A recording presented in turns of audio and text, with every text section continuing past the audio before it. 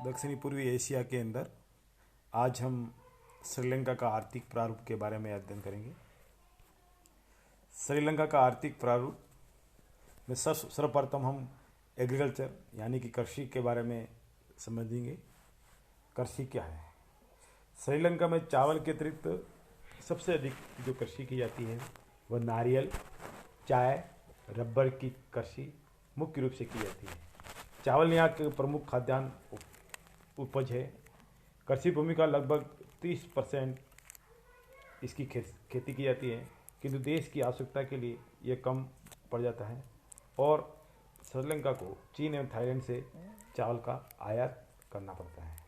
यहाँ दो प्रकार के चावल उत्पादित होता है, अर्थात पहला जो है चाला जो कि दक्षिणी पश्चिमी मानसून ऋतु में होता है और दूसरा है महा जो कि उत्तरी पूर्वी मानसून ऋतु के समय में होता है।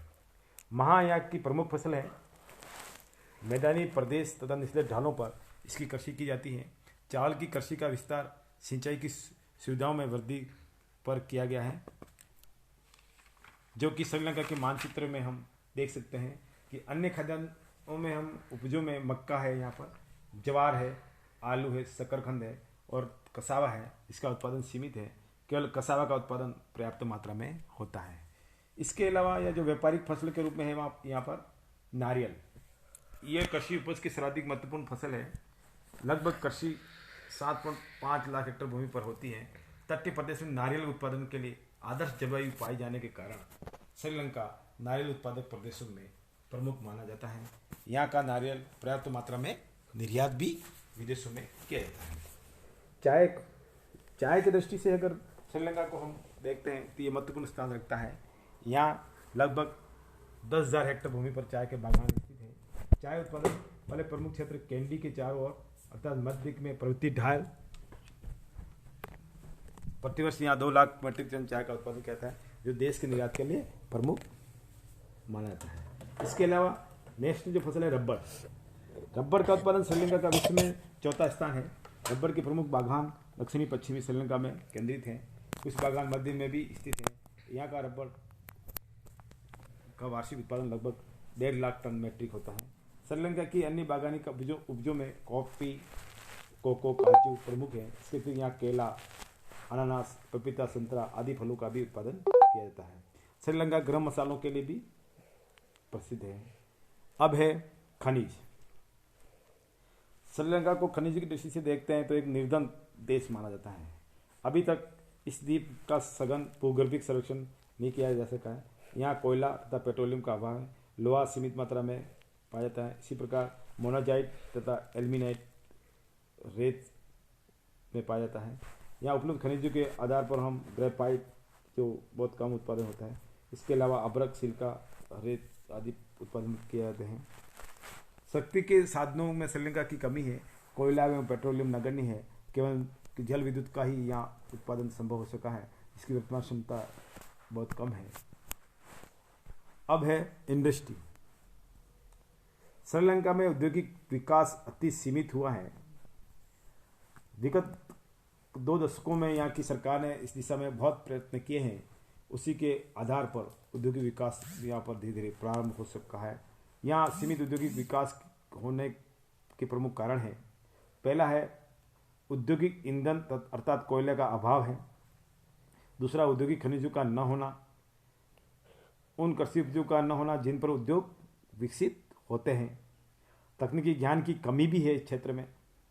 पूंजी का भी सीमित होना, स्वयं के बाजार का सीमित होना आदि कई कारक हैं, जिसके कारण श्रीलंका में औद्योगिक इकाइयों का बोलबाला कम पाया जाता है।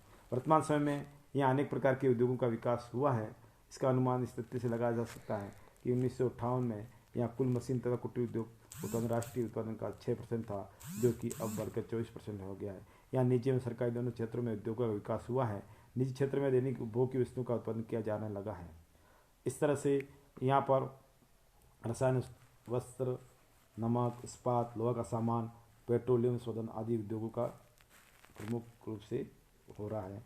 इन सभी उत्पादों का स्थानीय उपभोग ही होता है। यहाँ के प्रमुख उद्योग केंद्र कोलंबो है, कैंडी है, रत्नपुर है, जापना है, ट्रिंकोमोली हैं आदि। अब है श्रीलंका का परिवहन। श्रीलंका का मध्यवर्ती प्रदेश यद्यपि पर्वतीय क्षेत्र होने के बावजूद किंतु यहाँ परिवहन का उचित विकास हुआ है और देश का अधिकांश भाग सड़क एवं रेल द्वारा जाने में सुगम होता है। रेल मार्ग का विस्तार यहाँ लगभग 1434 किलोमीटर लंबाई में है। यहाँ सभी रेल मार्ग सरकारी नियंत्रण में हैं। प्रमुख रेल मार्ग कोलंबो से गाले तथा कैंडी हैं। कोलंबो से अनुराधापुर एवं ट्रिंकोमली तक भी एक रेल मार्ग है। एक रेल मार्ग जाफना तक भी जाता है। सड़कों का भी यह पर्याप्त विस्तार हुआ है। यहाँ के कुल सड़क मार्ग की लंबाई लगभग 25,992 किलोमीटर है। इसमें से 75% सड़कें पक्की हैं। कोलंबो सड़कों का प्रमुख केंद्र है और ये देश की राजधानी भी है। देश के सभी तटीय भाग मध्यवर्ती क्षेत्रों से संयुक्त रूप से जुड़े हुए हैं। श्रीलंका की स्वयं वायु सेवा है जो देश के आंतरिक भागों के अतिरिक्त अंतर्राष्ट्रीय सेवा भी प्रदान करती है। इसके अतिरिक्त अन्य प्रमुख वायु सेवाओं में भी यहाँ हवाई सेवा प्रदान करती है। कोलंबो श्रीलंका का प्रमुख हवाई अड्डा है। श्रीलंका की स्थिति सामुद्रिक मार्ग की दृष्टि से अति उत्तम है। हिंद महासागर के प्रमुख सामुद्रिक मार्ग के मध्य में स्थित होने के कारण ईंधन के लिए अधिकांश जहाज यहाँ रुकते हैं, जहाँ देश का विदेशी व्यापार और समुद्री मार्ग से किया जाता है। इसके लिए देश में जलयान निर्गम कार्यरत हैं। अब है श्रीलंका का विदेशी व्यापार यानी कि इंटरनेशनल ट्रेड। श्रीलंका की अर्थव्यवस्था विदेशी व्यापार का अत्यधिक निर्भर है।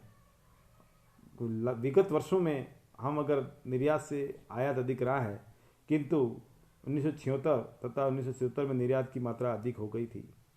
1970 के बाद विदेशी व्यापार से हुई आय तालिका से हम स्पष्ट कर सकते हैं कि 1980 से लगाकर जो 2001-2 के है उसमें निर्यात भी बढ़ा है। अब विदेशी व्यापार में हम श्रीलंका का देखते हैं तो अपेक्षाकृत असंतुलित हैं। यहाँ से निर्यात की जाने वाली प्रमुख वस्तुएं में नारियल है, चाय है, नारियल का तेल है, खोपरा है, बहुमूल्य पत्थर है, ग्रेफाइट है, काजू आदि। आयात की जाने वाली वस्तुओं में चावल सबसे ज़्यादा आयात करते हैं, चीनी, पेट्रोलियम पदार्थ, सभी प्रकार की मशीनें आदि प्रमुख हैं। श्रीलंका का विदेशी व्यापार चीन के साथ में है, भारत के साथ में भी है, पाकिस्तान, जर्मनी, पूर्व सोवियत संघ, संयुक्त राज्य America, Japan, Canada, Australia, Britain आदि देशों के साथ प्रमुखता है। आज श्रीलंका के बारे में चर्चा करने के बाद कल हम नेपाल का आर्थिक विकास में के बारे में पढ़ेंगे। धन्यवाद।